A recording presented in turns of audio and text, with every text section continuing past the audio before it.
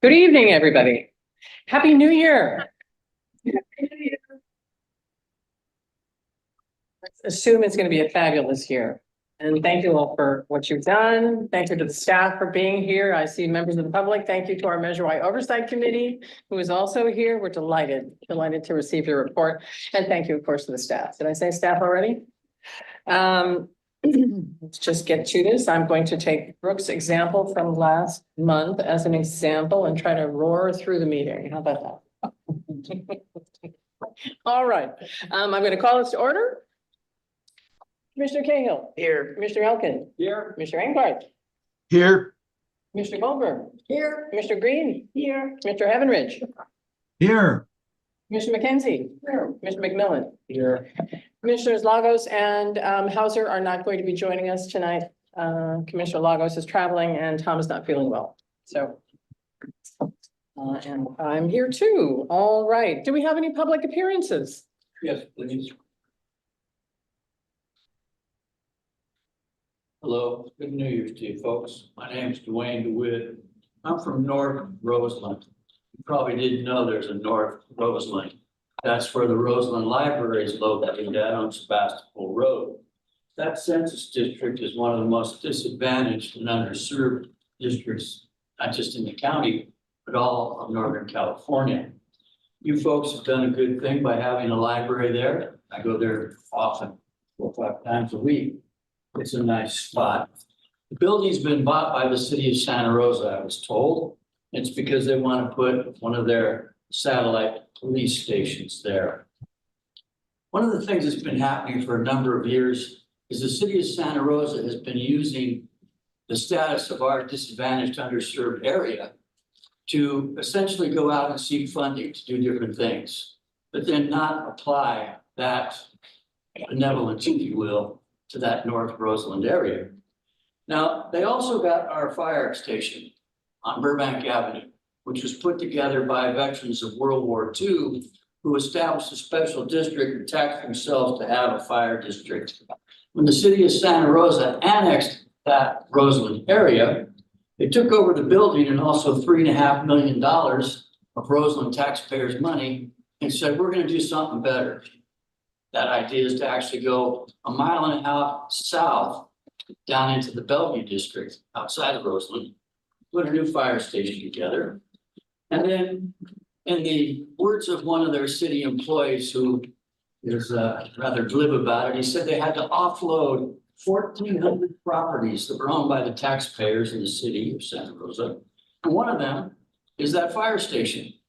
What I'd like to see happen, because it's in North Roseland along that census district, Sebastopol Road, is that fire station be saved and that become a Roseland branch library while you build your new big library down in the Bellevue district.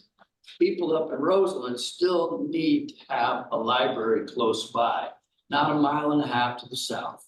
They need it up on Sebastopol Road where the mothers can bring their children in very easy, where most of the people are there in that commercial corridor area.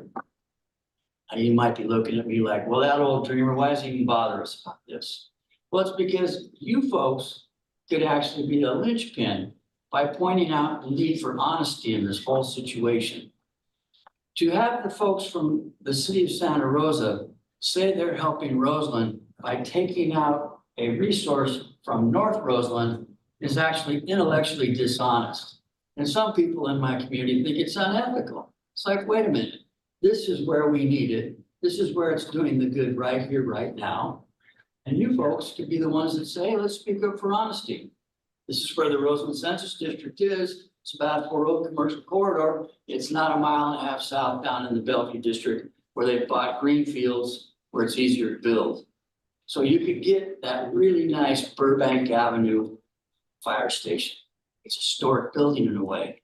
We could keep that, work with the community, and we'd all have a really good time. And I know how to stay within the time limits of time limit democracy. Thank you, sir. Thank you. Thanks very much. Any other public comments? All right, we are going to rearrange the agenda slightly. We are going to take the first action item item 10.1, which is the motion to accept Measure Y, and we're going to move it up in order so that we can let the friends from the Measure Y Oversight Committee actually go a little early. So we're going to put that after the 5 point, after we do the presentation. So we're going to bring 10.1 up to just after the presentations. Okay. All right. So the first action on the agenda, the first item on the agenda is action item by resolution. And Director Chabot is going to talk about that. Yes, hello.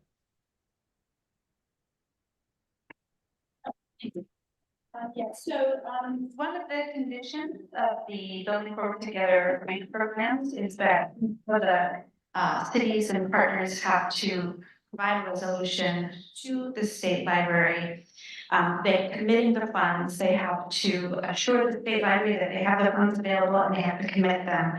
So this is one of the reasons why we are asking for this resolution. The second reason is really so that we can, commit funds and put that in our budget as allocated funding for the projects. As you'll see, we have agreed to share the matching costs for the grants. 50-50 with the County of Sonoma, the City of Roanoke Park, and the City of Santa Rosa. The History and Genealogy Library, because it is owned by Sonoma County Library, we are required to pay 100% of those matching funds for that project. So that is why that is different. Our total impact for this budget is about approximately $1.3 million. And we will be bringing back budgets for those actual projects at a later date. But given the deadline for this January 18th, we did not have time to prepare those for this packet, but we will be bringing those back. Do you have any questions? Commissioner. On the background information, I didn't understand one thing where it says each of these grants requires 75% matching funds as a condition, blah, blah, blah. SCL is proposing to pay 50% of the required. Well, where's the other 25%? So this round, so the first round of Building Forward Together grant is last year, and that required a 1-to-1 match. This round, the library can qualify for a discount. So for each dollar we put in, or with each dollar the state puts in, we only have to put in 75 cents. So that's why it's a 70% match for the state. Commissioner Elton. I'm going to follow up on Eve's question because I think I was a little concerned about this also. We're talking about a percentage of a percentage, right? That the library has to come up with 75% of the amount that the state is providing. We are doing that in the case of the history and genealogy building that we own. We're doing 100%. But in the other cases, we're taking that 75%, and we're splitting it in half. We're doing half, and we're asking our JPA partners to come up with half of the 75% that's required. So the amount that the library is giving could be 37.5% of the amount we're getting from the state. Am I understanding that correctly? Yeah. Does that help? Enough. I don't want to belabor it. Maybe I'll add a few things later. I think in the budget that we provided on page 9, it lists all the funds that we're asking to be committed. Any other questions? Do I have a motion? Oh, do I have a motion? No, public comment. Sorry, public comment? Okay, do I have a motion to approve? Second. All right. Then we're going to approve this motion that the Sonoma County Library Commission approve the attached resolution and authorize the library director to confirm matching funds for the Building Forward Together grant program projects and assign the fund balance for the amounts as listed in the resolution. Commissioner Cahill. Yes. Commissioner Elkin. Yes. Commissioner Engbarth. Yes. Commissioner Goldberg. Yes. Commissioner Green. Yes. Commissioner Evanridge. Yes.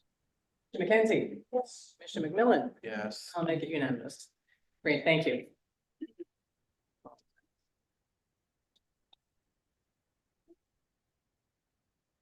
Yeah, I've got mine. Agenda. All right, and then we're going to move into presentations. And this is the Measure Y Oversight Committee Annual Report.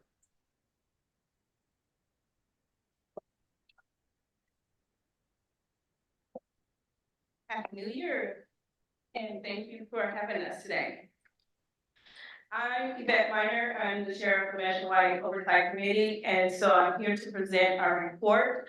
And I really wanted to highlight a change we put into our report. We want to make sure that people understand this community investment in free public library. So we talked about it as a committee, and we wanted to make sure that was well known to everyone in the public. So today we will be going over our agenda. We will be discussing American Library goals, library accomplishment, financial summary, conclusion, and then we'll also go into our Q&As. Measure Y goals, Measure Y funds may be only used to support library collections and programs, improve access to local libraries, maintain aging library facilities. So now we're gonna go over a couple of accomplishments for 22-23, and this one is pertaining to improve access. So we all know that we have a great library here. We have all libraries are now open 7 days a week with additional 4 Sundays. Increased BiblioBus mobile library service includes 26 new community stops to rural and undeserved areas in the county. The BiblioBox lockers, smart lockers have for library posts pick up available 24 hours a day, have been installed outside the Durhamville, Rican Valley, and Hillsburg libraries, increasing the availability of materials to patrons regardless of the time of day. And of course, we have supporting library collections, educational programs, and events and services. There was a total of 1.62 million and 580 spent, expanding our magnet collection and expanding video games collection, increased diverse content and voices in the collection, and added several new e-resources such as the shelf and Cocos. Improved access technology, $1,129,238 was spent. Again, we highlighted the BiblioBox purchase and install at Durhamville Regional, Hillsburg, and Rican Valley, 24/7, 365. It was so important that we had to mention it twice. Replenish equipment and provide service for the Sonoma 5 hotspot lending program to provide this service to the most possible users. Replace interior Wi-Fi infrastructure with state-of-the-art Wi-Fi access points, providing users with 4 times the available bandwidth. Release the next generation of public website to our staff and public users, enhancing access to SEL resources and SonomaCountyLibrary.org. Upgrade all professional staff from desktop computers to laptops and purchase new 3D printers for all. Maintaining our facilities, it was $865,000 spent. And that number tends to be low because of the fluctuations in what we have to do as far as approvals and so forth. So we do have plenty of money to refresh our libraries, but it's a lot of logistics. But what we have done, we purchased pods, small standalone meeting rooms for multiple locations to meet increased demand for private meeting and workspaces. Began reconfiguration at library headquarters to increase efficiency and capacity. Enhanced team spaces at Winter Park Patati Library, created more staff work space at Wilson Library, added new automatic doors at Windsor, Cloverdale, and Winter Park Patati Libraries to improve accessibility, ADA, and compliance. Install new monument signs at Durhamville Library. And so at this point, we're gonna bring up our Mike McKenzie. Okay, so we'll go over these slides briefly. The point of this slide really is that we hope we don't have any surprises coming from this. For revenue, we're pretty good to say, half for the revenue, and, that's fine. No surprises. This one, the point is that, again, this year, we came in over budget for revenue and under budget for spending. It's been sort of a pattern for almost every year within that. It's good, I mean, and you can, as Yvette said, you know, you can only spend the, sometimes in towns, all right. But we think we've done, as Yvette pointed out, how we spent the money, and I think it was very good. So this, the nice part of this is the last. We thank the commission for coming up with a policy that where we have percentages we use for splits. That has made our life so much easier. We don't have to sit there and talk about individual jobs or individual projects. As long as the percentages are right, we're happy. So this is the history from the beginning of it. And in all of 1 year, in 16, 17, 18, we had a slightly, spent slightly more than we took in, I think, but we've been showing more revenue than income all the way, which is good, and it will give us flexibility at the end, but it's building up our the operations, the committed and uncommitted funds. So, you know, we've got almost $20 million there in total, and 11 million of it so far was available budgeting, which means it's not committed yet. And we're concerned, we'll come up with conclusions about that. It's nice to have flexibility. To lead the problems. So this is showing that the Measure Y is contributing almost 40% of the budget for total spending of the library, which is good. I mean, that's really giving us a lot flexibility. Okay, thank you much. So conclusions and challenges. Members of the Measure Y Oversight Committee are concerned with the measure sunsetting and review collection ending in 2027. If not renewed by voters, many of the extended hours, technology, advances, music, author, innovative programming will go away or be diminished if the sales tax is not renewed. So our recommendations, the FDL system can provide more services to patrons in the form of events and more programming such as authors and music theory. The FDL system update this plan include a timeline for the use of the surplus and begin to execute the plan as soon as possible. Are there any questions? Any questions for Chair Minor? Commissioner Greenberg. It's not a question, I Sorry. just want to say, it's not a question, but when I read this at home and then today, it's just, you guys did such a great job. It was easy to understand. It's obvious you guys are on top of it. And I just want to thank you. Okay, thank you.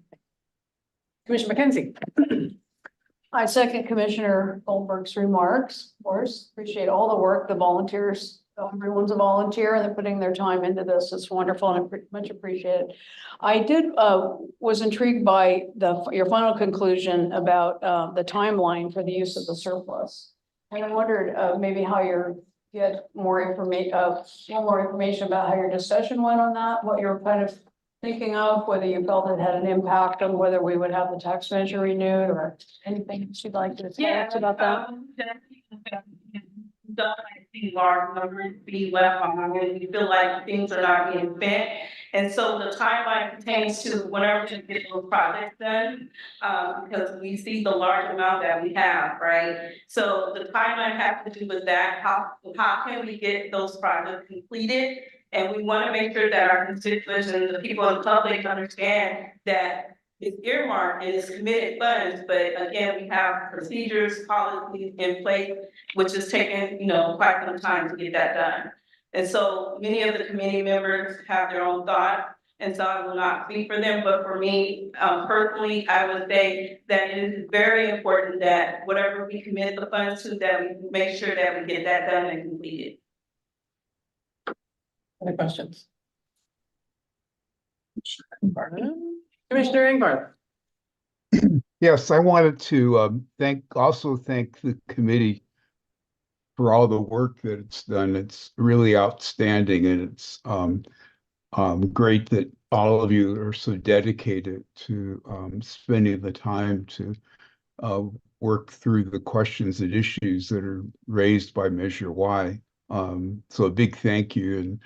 And I have questions that are a little bit more detailed, and I provided a written statement of those that your committee might want to take a look at, and maybe not necessarily today, but come up with some answers to. The main question, I've highlighted it in my document in yellow, but it's getting a more individualized breakdown branch to branch about how the Measure Y funds are allocated and what they're used for. I think that as I mentioned in my written summary, that the taxpayers are entitled to know where their money goes. And if we're telling them that we're improving the level of service at their local branch, that we need to show them in some way how that's being accomplished and how their local branch compares to other branches within the Sonoma County Library system. So with that, I'll submit my written statement, and again, thank you and your committee for all the work you've done. I did take a look at your question, and I do have a couple of comments in regard to that. And I just want to mention we're an independent committee, and so what we tackle is what we're hearing from our public, and maybe, in discussion with, maybe commissioners or people in community as a whole. And so I want to highlight, you asked a specific question, and part of some of the issues we have is the fact that we was not operating as a full committee for many years because we did not have commissioners, we did not have committee members. And so because of that takes away from the effort that we would have in general, because now we don't have that added voice to the conversation. So if you want to help, make sure you keep your committee members. Make sure you appoint your committee members, and make sure that this committee stays in full effect. That would help our work, because now we would have additional voices that can talk about what the issues are at the different branches. And then one of the other things I want to mention is if you look at the breakdowns by branch, some cities are bigger than other cities. So if you start looking at tax revenue from that perspective and looking at if we're bringing in this amount, it would be an injustice at that point, because some cities are smaller than other cities. So if you wanted to look at it in that perspective, it could possibly, get a little funny, because some cities have more revenue coming in. So I think it's important that we understand that the revenue that comes into the system as a whole supports all of our. And we can, if there's questions from our committee members, we can get those answers. We can work with the staff, we can work with our commissioners to find out what are their concerns, bring it back to the committee. But then we want to make sure that we're being equitable. We want to make sure we have diversity across all branches. And so it's important to understand that the money that comes in supports every one of us. Right, I understand that, and thank you for making your comment, and look forward with working with it. But I think that I feel that we have a duty to provide that breakdown, and with the issue of the equitable services, I don't think that means equal across the board. It means in my mind, some sense of harmony and balance, and maybe proportional but not equal. And I think that that's what the JPA requires us to look at. But thank you again for your comments. I'd like to add to that. committee's job is to look at the overall big picture of it.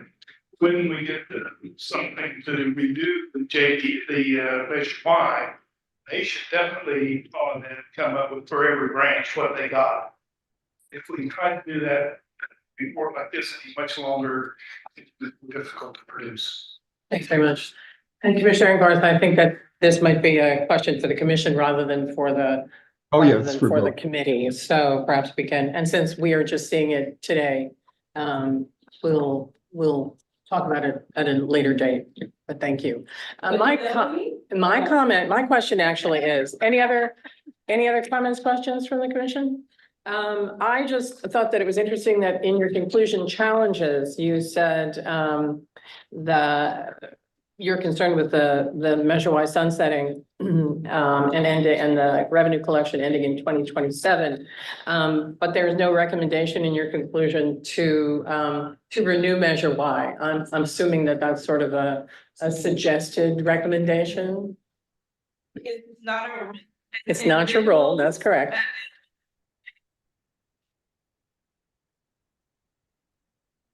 But we missing if we did not have the funding. Thank you for that. Any public comments? Yes. Thank you kindly. I'll get up behind just a couple. Thank you. Hello, again, my name is Dwayne DeWitt. I'm from Roseland. I've attended a few of the advisory committee meetings. I want to thank all the volunteers, all of you folks here, all of them that are involved in trying to make a better library system here in our county. And it is better than it was, and I appreciate that. One of the comments that was just made that's really important is that Ms. Minor pointed out that issues in the different branches need to be addressed. One of the things I think would be very helpful is if you folks put together a survey for the Roseland Census District specifically to see what those folks think is good for them and their library services. So far, you've been hearing what the city of Santa Rosa wants to do. And everybody I've talked about in Roseland I know says no has ever come up and asked them either through knocking on the door, calling them up, mailing them anything to say, hey, what do you folks want to see with a library branch? And what's going to go on? So what's been said here today, which I find very encouraging, is there's a surplus. You folks have some money. So I would encourage you to actually look at ways to, I guess the term might be to leverage that and find extra grant funding to help us in Roseland save that historical building, the fire station, which the city says they'll now sell, and have it become an historical site with a library. I mean, it doesn't have to be a big one. I've seen libraries just as big as this room, and that's enough to serve a community. So we're not asking for the moon. What we're asking for is that you folks utilize your opportunities as a jurisdictional agency, if you will, and find a way to actually get the input from the people in Roseland who live along that spot and try to keep a library right up there in that most underserved area. It could begin with this advisory committee. I attended a couple of their meetings. I haven't heard back from anybody after speaking there, and I don't expect to ever hear back from anybody at any of these meetings. It's kind of subject to say something. Thank you very much. Your time is up. Sit down. What I would really like is if you would reach out and say, hey, we're going to take some of the information that comes here with these people, and we're going to try to put it into use for the better serving of that community. You could really get a lot more people involved in the library up there in Roseland by keeping a smaller branch right up there in North Roseland, and then you build your big Casablanca down there in Bellevue, and you have a wonderful time. It'll all be good. I'll go to both of them, but I prefer to stay in this. Thank you. Any other public comments? Okay, we're going to move next to hearing from the library staff about libraries for everyone and what the Measure Y sales tax impacts have been. Yep. to remove the question. Yeah, so we have a motion to accept the report. I think that we want to do that after we have this presentation, so we can see what Measure Y has done for the community and then vote for 10.1. Which is now 6.1. Yeah. So, I'm gonna give an overview of how we got here and, where we're going. This is designed to, we're going to be presenting this every month at the next commission meeting for the next 10 months. This first presentation is really an overview, and then future presentations will focus on specific aspects of the services that we have been able to provide because of Measure Y funding. Things like, our bilingual, bicultural efforts, our youth services and programs. So we will have separate presentations on those, but tonight's presentation is, just an overview. I also want to note that many of you were here, back when I was not. So you may have more specific knowledge and experience with a particular issue than I did. But I want to make sure we understand that the impact that this sales tax funding has had on the library has been tremendous. And I wanted to impress people with, that fact so that they understand what we're facing if we consider losing that funding. So as you know, our library is comprised of 12 regional branches, 1 central library, 2 community libraries, 3 special collections, and a support center where library administration is housed with IT, collection services, facilities, and delivery. And in total, that gives us a budget of $51 million, over 300 staff, and 16 locations. That was in contrast to where we stood in 2014, when I know Commissioner McKenzie worked on that first Measure M was unsuccessful, and the second, and also Measure Y committee member Tim May, I think, was also on the commission. But we were fortunate to have another round, and Measure Y passed in 2016 with 72% of the vote. And since 2017, the library has really began to expand its program services and collections. We had that minor fluctuation with the pandemic, which I'll talk about. But with the funds, we really were able to add new programs. We added hours, we hired new staff, we developed and created innovative partnerships. We started doing outreach to underserved and remote areas of the county, and we now coordinate system-wide programming, outreach, and partnerships. We also have increased access to our services and collections, both in person and virtually. As a result, Sonoma County Library is teaming with programs and resources for every age and interest. It's all free. So here's a snapshot of our circulation from last year. Our statistics show that our collections and demand for our collections is steadily increasing. Compared to last year, we have increased our physical circulation 24%. Physical materials still represent the bulk of our checkouts. That's about 65% total. The other 35% is digital. And then last year, we hit the 1 million milestone in Libby by Overdrive by December. So that's really amazing, and it shows you the rise of our digital content. So one of the cornerstones of the Measure Y funding is improving access to libraries. That includes increasing hours.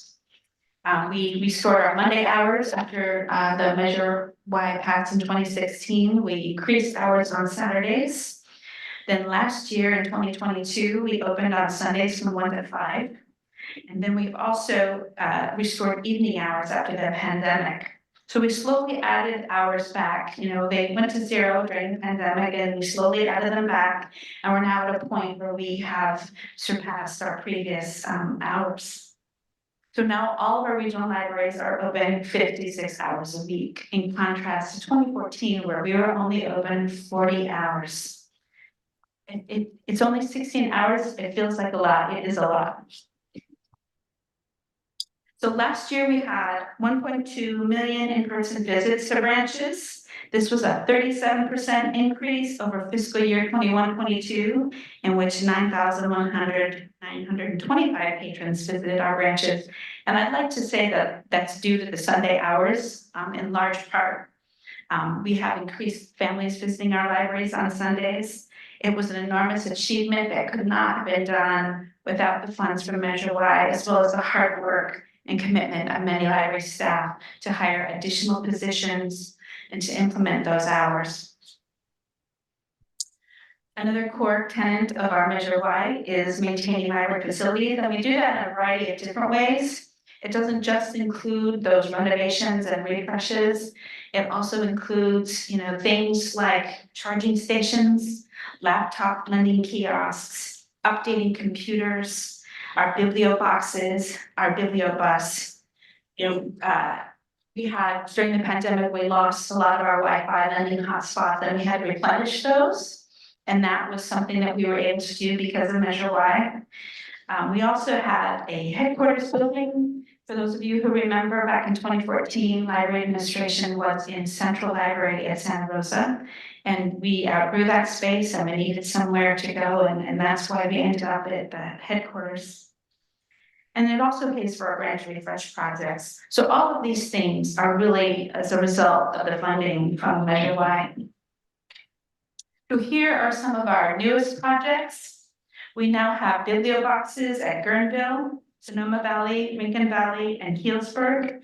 We're planning to install them in Rohnert Park, Windsor, Northwest, and Cloverdale by the end of this year. We also installed study pods. That's our middle picture. This is for both patron and staff at multiple locations, including Sonoma Valley, Library Headquarters, Central Library, Rohnert Park, Cloverdale, Northwest, and Petaluma.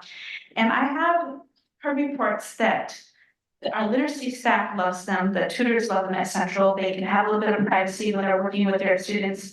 And I know that I was at Cloverdale recently for the meeting with the library director, and one of our patrons said, at first I didn't like it, but now I really think it's a great thing to have those study pods. It does provide some privacy for patrons who need it. And lastly, we have our laptop lending kiosk. We are moving away from the desktop of public computers into this more mobile kiosk model. It's the same, they still have their 2 hours where they can check out the computer, but they can do it anywhere, any location within the library. Right now we have them at Central Library, Healdsburg, Petaluma, Sebastopol, Northwest, Rohnert Park, and Sonoma Valley. And we are placing an order for Windsor and Lincoln Valley this month. So those are all things that we have been able to purchase and install in our libraries because of Measure Y. We know that through our Finding Your Path program and the expansion of our bibliobus, we're really making steady progress towards reimagining plan goals and our facilities master plan. We are currently working on a capital improvement plan to guide our spending in that area, and we hope to bring it to you soon. Promise. So lastly, as the committee said, 40% of our budget is made up of the Measure Y sales tax. It expires in March of 2027. By fiscal year 2027, users will benefit from an estimated $18 million in annual sales tax revenue if they renew the measure. And if they don't renew the measure, we have another opportunity in 2026. So we're being very prudent and making sure that we're going to do all the work we can, in 2024. But if that doesn't work out, 2026 is always an option. And to that end, you can see our revenue that we've throughout, since 2017, when we started actually collecting the funds, it has steadily increased. Where we're at now is approximately 15.8 million. And we're projecting increased revenues in the following years. So here's our renewal timeline. We just finished the first phase. We hired a consultant who's preparing an outreach plan for Speakers Bureau. And We're in our second phase now, where we will be, working to get people who will volunteer to be part of our Speakers Bureau. We will be creating collateral that will be giving the community to let them know about all the things that Measure Y enables us to provide. We will have a calendar of events. I expect that all of you will be tasked with helping. And then we're going to be hiring a company to do some commercials that will really highlight our resources, especially our digital resources, just so that patrons know, that we have Libby, that we have, the New York Times and the Press Democrat, so they understand the wealth of resources that we actually provide to the public. The next phase is we will do a second community survey in April, and that is partly to gauge voter interest. We know that in March 2020, in March this year, there is going to be a primary ballot, and there will be at least one sales tax measure on that ballot, and we'll see if that has an impact on the voters' interest in renewing ours. And then we will use those results in July. Hold on, let me get some drink.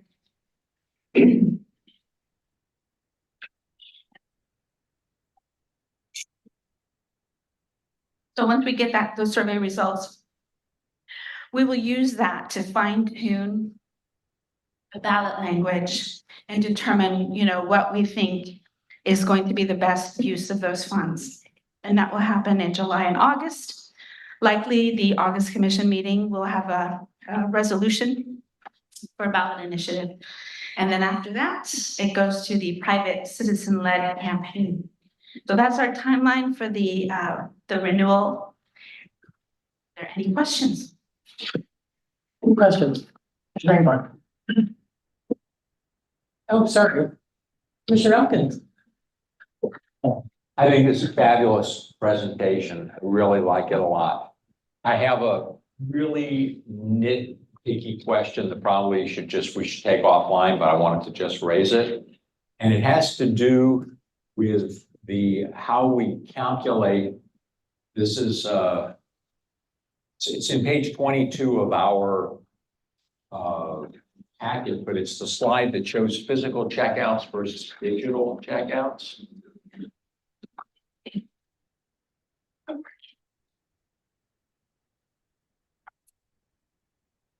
Yeah, that's the one. And I believe that this was done by the physical checkouts. We combined both first-time checkouts and renewals.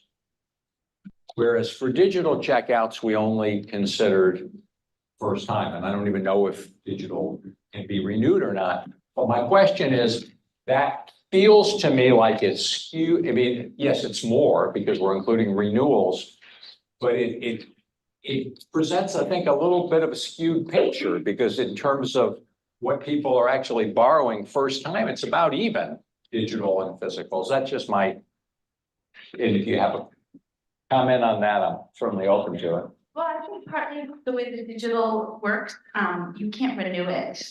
It just disappears on your account and you have to recheck it out. So we can't really capture that information. Jamie, do you have anything you want to add? Yeah, so I guess my question then would be, why do we count renewals? I mean, it seems like it should be a separate category, because the net effect is to make it seem like people are borrowing, I think, a higher percentage of physical things than they actually are. Jamie Anderson, Collection Services Division Manager. I see the way you're thinking about that. I guess it all depends on how you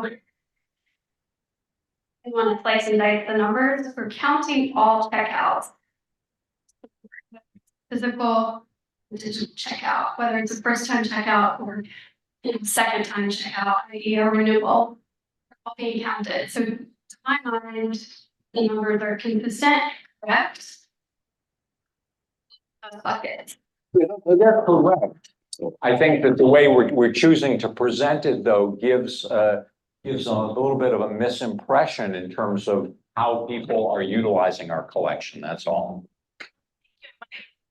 We actually have what we call unique checkouts or unique users. Like we had an issue when we when we are collecting statistics about attendance at programs, we know that people, that people attend many programs, the same person might attend one program a month.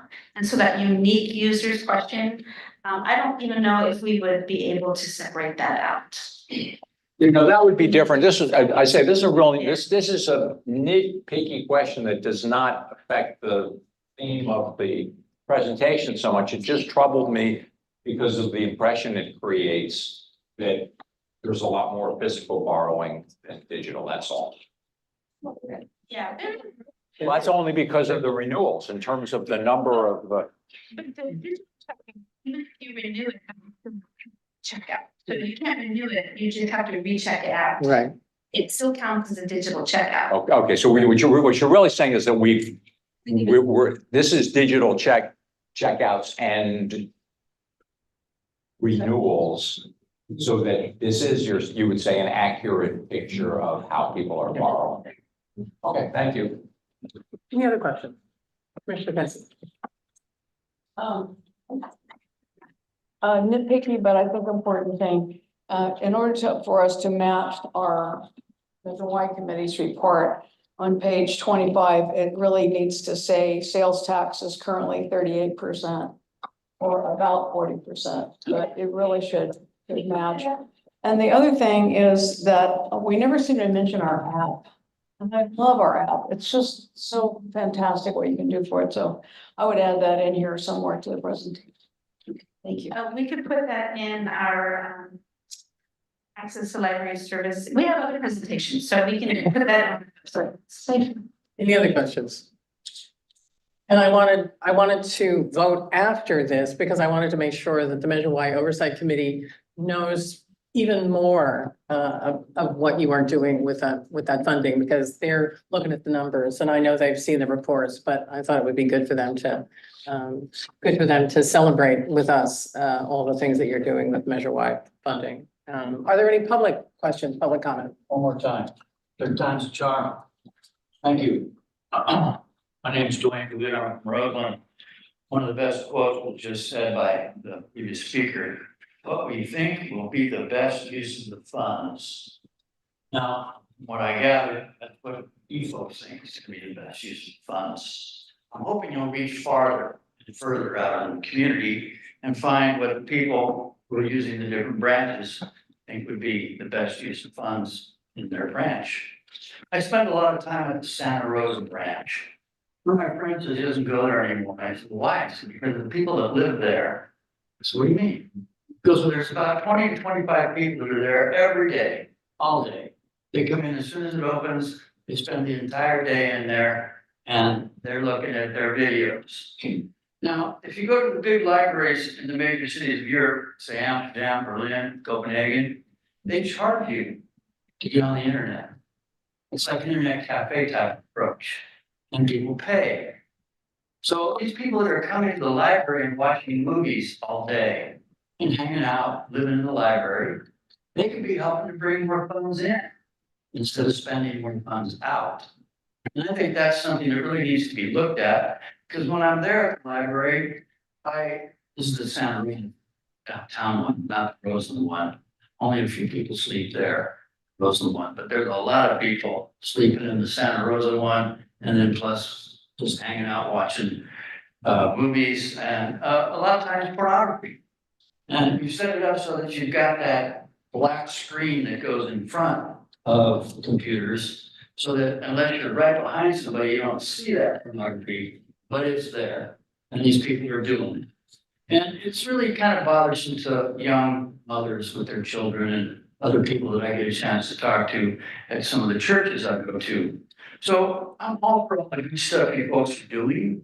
I just want even more good things to happen and to bring more money into you without it coming from more taxes per se, coming from the users of the facilities and not having it be solely supported by taxpayers who might not go in the libraries themselves. I thoroughly love the books. I think it's one of the best things we have going, that you also have the genealogy and history approach. This is really important for our county. We've been around a long time. Any of the new people moving in here, don't know anything about the way this place was just 40 years ago, let alone 60, 80 years ago. So with that in mind, I'll wrap this up, letting you know that I appreciate the opportunity that we still have public comment on these matters, even if I might be ignored. I know I at least got to say something, so thank you, guys. Any other public comment? Okay, then we are going to, as I said, move item 10.1 up, and we're going to look at a motion to accept the Measure Y Oversight Committee Annual Report 2022-23. I'll move it. Any comments? Other than thank you to our committee. Can you raise your hand if you're on the committee, just so that everybody sees you? Wonderful, thank you, thank you. No comments? All right, then we're gonna take the vote. Commissioner Cahill, Yes. Commissioner Elkin, Yes. Commissioner Engbar. Yes, with reference to my comments. Thank you. Commissioner Goldberg, Yes. Commissioner Green, Yes. Commissioner Evanridge, Yes. Commissioner McKenzie, Yes. Commissioner McMillan, Yes. and I'll say yes also. Wonderful, thank you so much.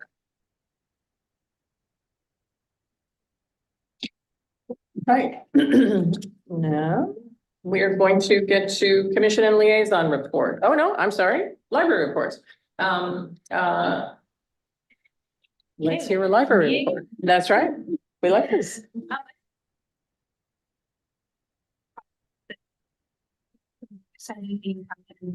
In November, and I just want to acknowledge Commissioner Green and her participation in the story program.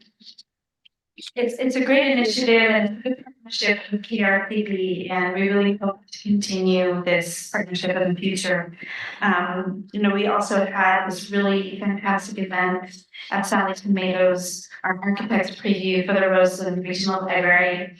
And that was a very energizing event. We co-hosted with LoCN, and of course, Senator Maggie Warren was there to, kick things off. So we were very happy with that event and pleased that the attendees who were there.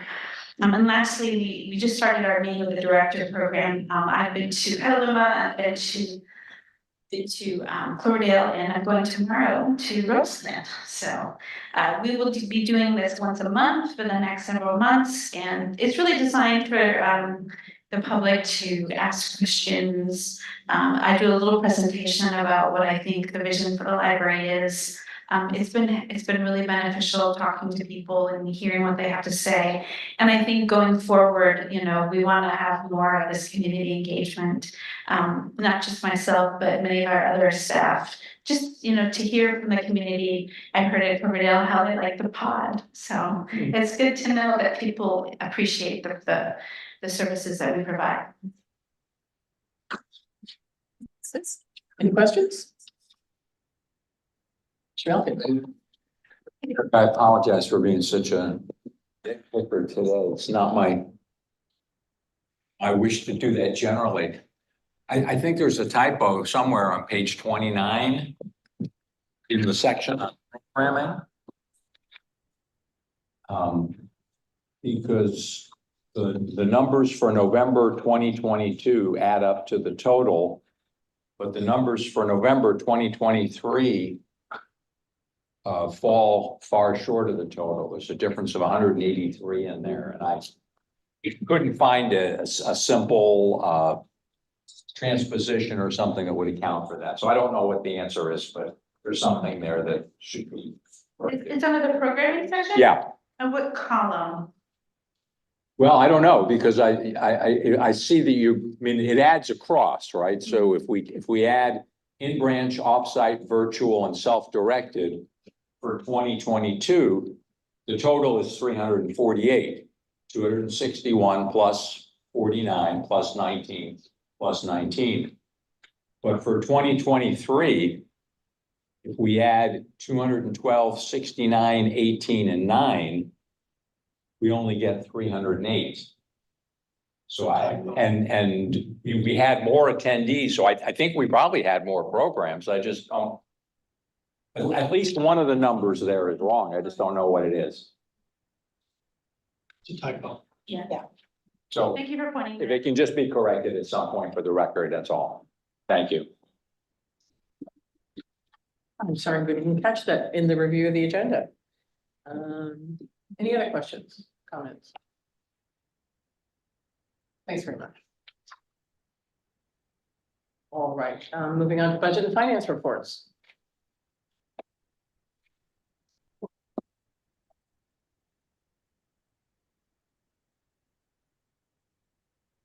Good evening, commissioners. I'm here to give you a summary of the the financial reports for the month of November ending November 30th, 2023. And November marks the 4 months into the fiscal year, which is 42% of the fiscal year. 5 months? Oh, sorry, thank you. And so on this report, you will notice that it shows and includes the commission's approved increase in appropriations of $1.4 million. And the funding source of that was non-committed and available fund balance for budgeting. And the summary is below in terms of where we are as of June 30th. Total actual revenues as of the end of the month was $4.8 million, which is 11.1% of the total budgeted revenues. And you know, the financial reports just show $166,000 approximately property tax. And I just would like to report that since November, now that we're in January, the bill for property tax came in and were posted in the month of December. And currently with that receipt, we're over 50% of our property tax revenue target. In terms of November sales, receipts of November was posted at $1.3 million.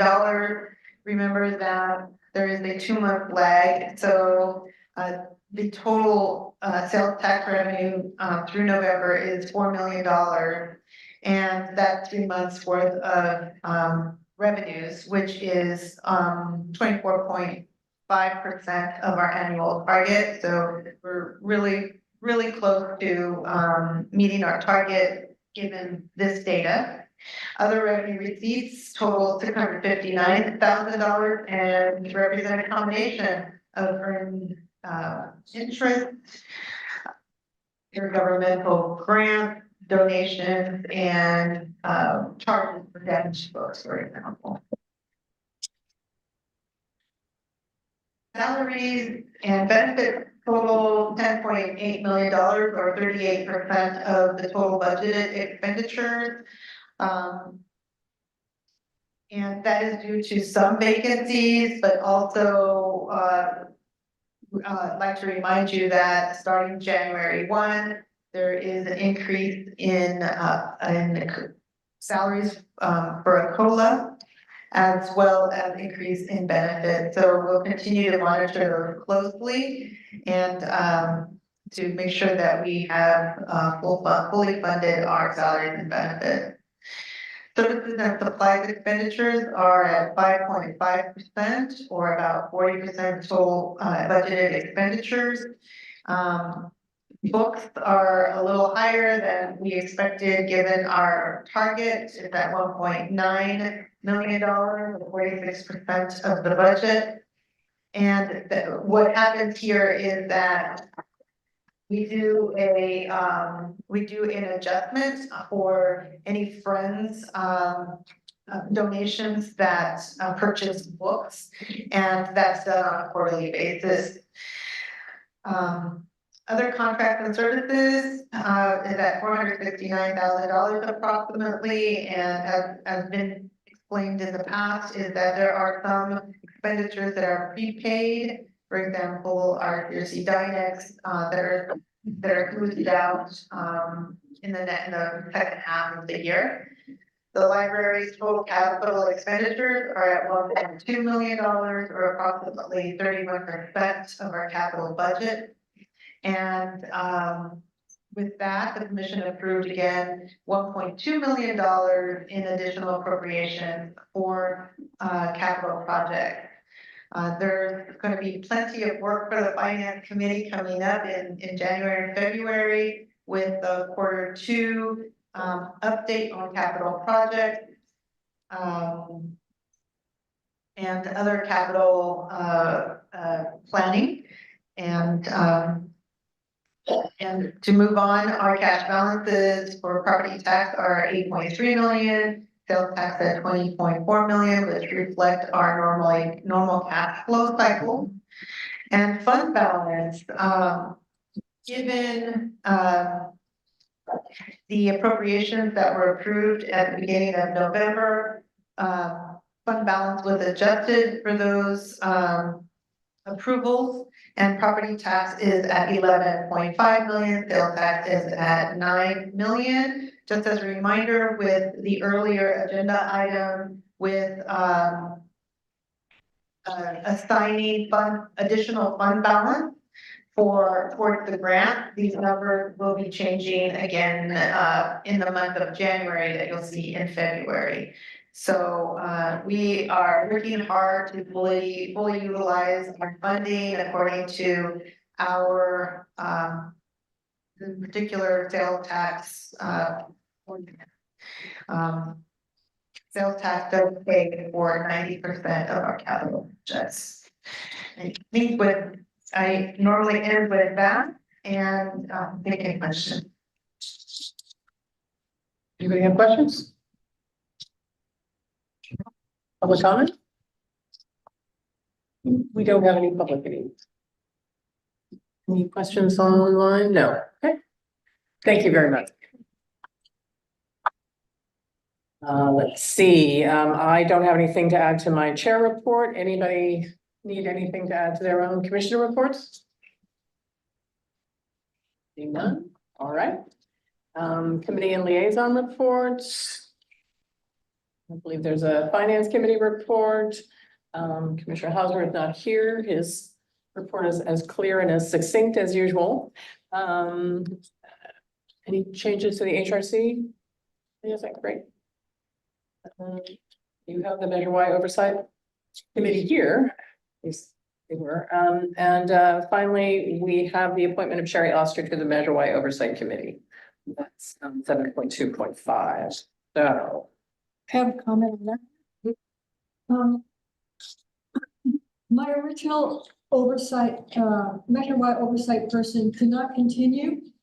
And what I learned from, and so I have appointed a new one. And I have two things about that. One, thank you, Commissioner McKenzie, she found that person for me. Thank you very much. And what I learned by my original appointee not being able to continue, for personal reasons, he had to do it by Zoom. And in that place in Central where they meet, Zoom is not a workable thing. So if you have somebody that you need to appoint, they got to be in person. It just doesn't work. See, do we need a move to? All right. Okay. Then do we have any library advisory board meeting, any foundation friends? I don't think so. Okay. Finally, we're at the consent calendar. These matters include routine financial and administrative actions that may be approved by consensus. Any commission member or member of the public may request that an item be removed from the calendar and have it placed with the action items. The commission will approve the minutes of the prior meeting in summary format. Anybody have any problem with the consent calendar? Mr. McKenzie.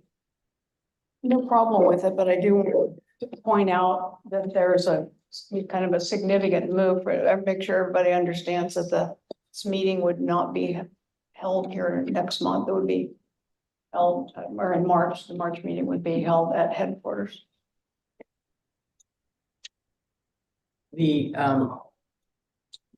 Everybody understand that? All right. Do we have a motion? Second? Thank you. Okay. And I will, and no other public comments, any commissioner comments? Okay. Commissioner Cahill, Yes. Commissioner Duncan, Yes. Commissioner Engbarth, Yes, Commissioner Goldberg, Yes. Commissioner Green, Yes. Commissioner Heavenridge, Yes. Commissioner McKenzie. Yes. Mr. McMillan.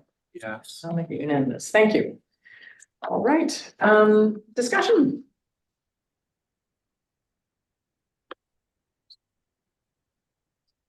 Anybody have anything on their agendas? All right, then we'll move to 12. Agenda items for future commission meetings. Great. Did I miss completely? I'm so sorry. The important one. That's right. Oh, well. Just kidding, just kidding. Sorry.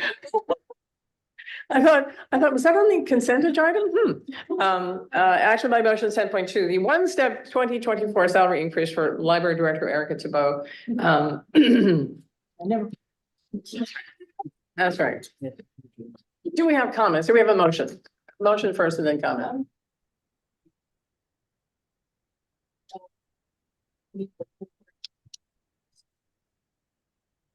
And hit your button. Thank you. Sorry, I got excited. We move that the Sonoma County Library Commission approve a one-step 2024 salary increase for our wonderful library director, Erica Tebow. Do I have a second? Thank you. And I think everybody is seconding. I believe that is, I'm gonna give that to Commissioner Goldberg. Right, any comments? Other than, thank you very much for the work that you've done.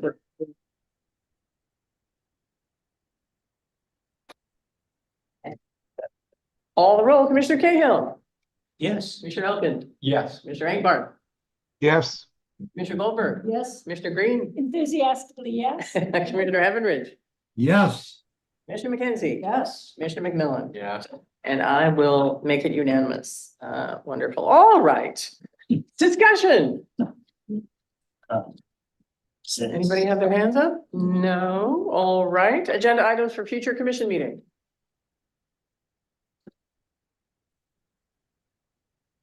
Yes, Commissioner McKenzie. Either discussion or agenda items, we might just want to bring up again in the public meeting that the all lab day is going to be rescheduled and the participation in the agenda setting.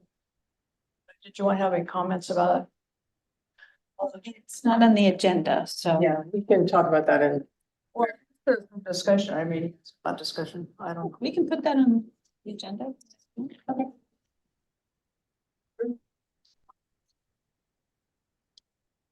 Anybody else? I know 2024 is going to be very busy, so if you have anything between now and just juicing out. And the date and time of the next meeting.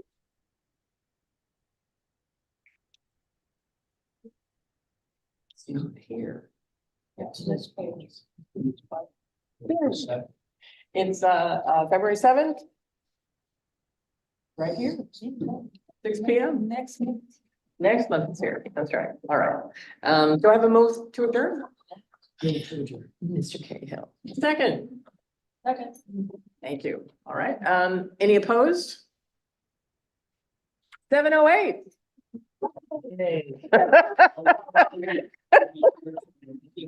That's right. Nobody leaves. Kidding. I can do that.